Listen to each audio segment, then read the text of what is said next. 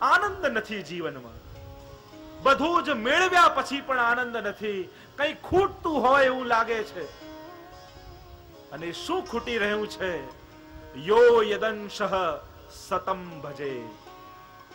એ સંતોષ જીવનમાં ક્યારે પેદા થાય કે વેદ કહે છે જે જેનો અંશ છે એ એણે અંશીને ભજવો જોઈએ. ચાણક્ય જેવો નીતિજ્ઞ, રાજનીતિજ્ઞ જેને કહી શકાય, ચાણક્ય નીતિ બહુ પ્રસિદ્ધ છે. અને એણે પહેલું સૂત્ર લખ્યું, સુખસ્ય મૂલમ ધર્મઃ. સુખનું મૂળ ધર્મમાં છે. બધું જ કર્યા પછી સુખનો અનુભવ ન થતો હોય તો માનજો ક્યાંક દિશા ખોટી છે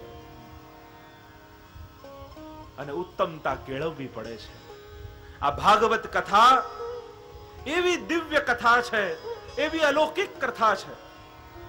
આ તો કલ્પ વૃક્ષ છે અને આ કલ્પ વૃક્ષ 7 દિવસ સુધી અહીં બિરાજવાનું છે.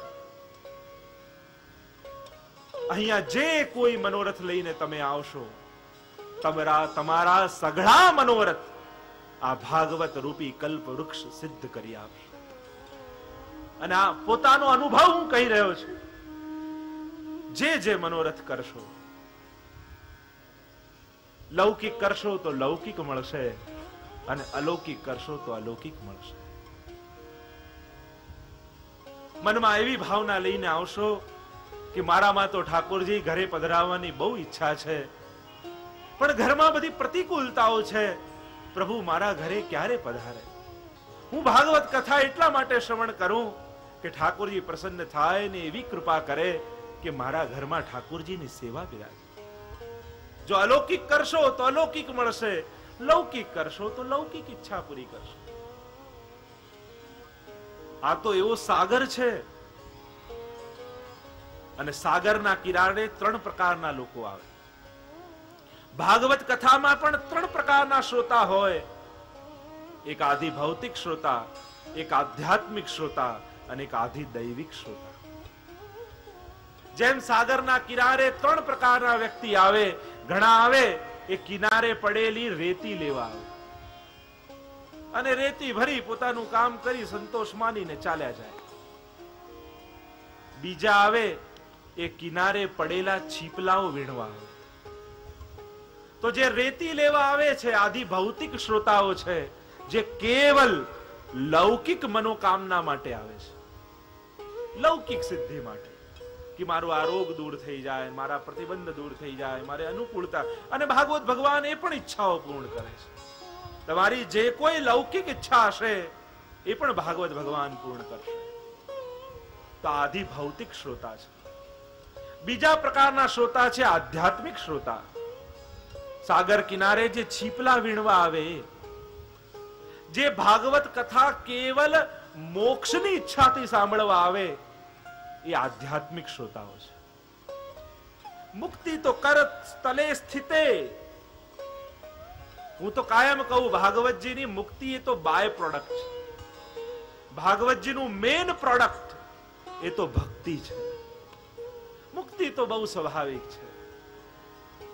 શ્લોક આદમ શ્લોક પાદમ માં કહ્યું કે અડધો શ્લોક પણ જે ભાગવતજીનો સાંભળી લે એને પણ ભગવાન લેવા આવે.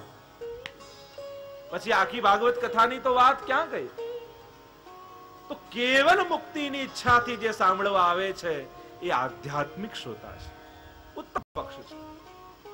પણ સર્વોત્તમ પક્ષ જે આધિ દૈવિક શ્રોતા છે કે જેઓ સાગરના કિનારે નથી ઉભા રહેતા, એ તો અંદર ડૂબકી લગાવે અને તળિયે જઈ અનમોલ રત્નો અને મોતીને લઈને પાછા ફરે. માહી પડ્યા તે માં સુખ માણે, દેખ નારા દાજે જુને. તીરે ઉભા જુએ તમાશો, તે કોડી નવ પામે જોને. જે અંદર ડૂબકી લગાવે અને અંદર રહેલા રત્નોને લઈને આવે એ આધિ દૈવિક શ્રોતા છે કે જે કેવલ ભૌતિક સુખ માટે નહીં, મુક્તિ માટે નહીં, પણ પ્રભુના પરમ પ્રેમ માટે શ્રવણ કરે. હું ભાગવતજી એટલા માટે શ્રવણ કરું છું કે મને ઠાકોરજીમાં પ્રેમ થાય, મારી ભક્તિની વૃદ્ધિ થાય, મારી અલૌકિકતા સિદ્ધ થાય, મારું ચિત્ત અલૌકિક બને અને ભગવદ લીલાને હું જાણી શકું, પીછાણી શકું.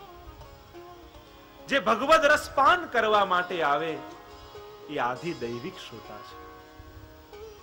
તો આમ ભાગવત કલ્પ વૃક્ષ છે. જે કોઈ મનોકામના લઈને અહીં આવશે આ ભાગવત ભગવાન પૂર્ણ કરશે. શ્રીમદ ભાગવતજી 12 સ્કંદ વાળા શ્રીનાથજી બાવા છે. શ્રીનાથજી બાવાને 12 અંગ, એમ ભાગવતજીને 12 સ્કંદ, 335 અધ્યાય, 18,000 શ્લોકો અને 5,76,000 અક્ષરો એમ કહેવાય. અને એવા અદ્ભુત શ્રીનાથજી બાવા જે 12 સ્કંદ વાળા છે. શ્રી મહાપ્રભુજીએ કહ્યું આ ભાગવત સાક્ષાત શ્રીનાથજી બાવા છે. કારણ શ્રીનાથજી બાવાને 12 અંગ છે અને આ ભાગવતજીને 12 સ્કંદ છે.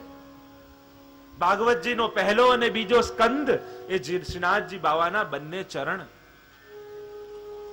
તૃતીય અને ચતુર્થ સ્કંદ ભાગવતજીના એ શ્રીનાથજી બાવાના બંને બાહુ, પાંચમો અને છઠ્ઠો સ્કંદ શ્રીનાથજી બાવાની બંને જંઘા, સપ્તમ સ્કંદ એ મુઠ્ઠી વાળેલો હાથ, આઠમો અને નવમો સ્કંદ એ બંને વક્ષસ્થળ શ્રીનાથજી બાવાના, દસમ સ્કંદ એ ઠાકોરજીનું હૃદય, એકાદશ સ્કંદ એ મસ્તક અને દ્વાદશ સ્કંદ એ ઊંચો ઉઠેલો હાથ, કે જેનાથી શ્રીનાથજી બાવા પોતાના ભક્તોને બોલાવી રહ્યા છે, સર્વ ધર્માન પરિત્યજ્ય મામ એકમ શરણમ વ્રજ.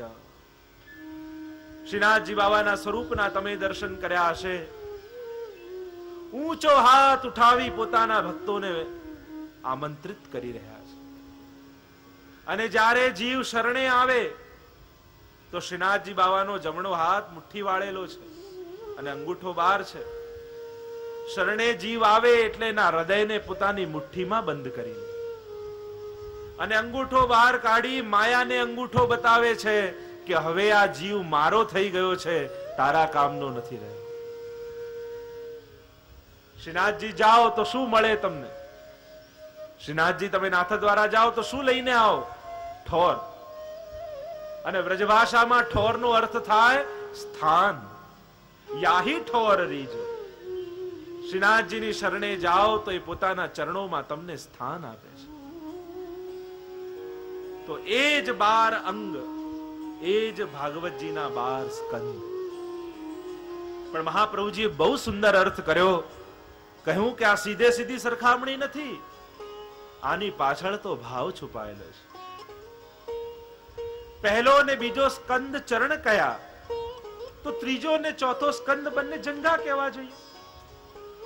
પણ જંઘા ન કહેતા બંને બાહુ કયા. કેમ? કહ્યું કે જીવ એ બાળક છે અને શ્રીનાથજી બાવા એ તો માં છે. અને જીવ રૂપી બાળક જ્યારે ભગવાનના કૃપા રસના પાન કરવા માટે ક્ષુધાતુર થાય અને ત્યારે એ ઘૂંટણે ચાલતો ચાલતો શ્રીનાથજી બાવા રૂપી માના ચરણોને પકડે છે. અને આ ભૂખ્યું બાળકને જોઈ શ્રીનાથજી બાવા રૂપી માને અતિ કરુણા આવે છે કે મારું જીવ રૂપી બાળક ભૂખ્યું થયું છે, મારા વક્ષસ્થલમાં